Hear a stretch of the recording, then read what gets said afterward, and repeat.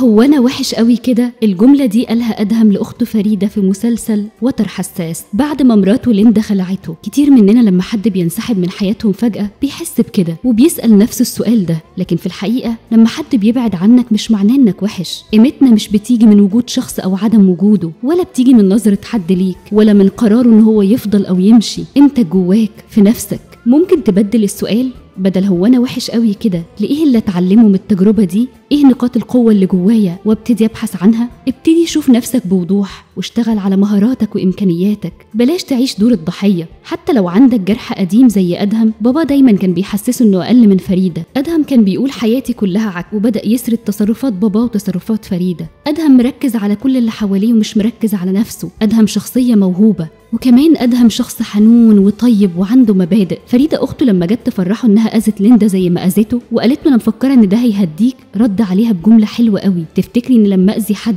ده هيهديني؟ وده بيكشف هو قد إيه طيب وعنده مبادئ. الرسالة ليك: افصل قيمتك عن قرار أي حد.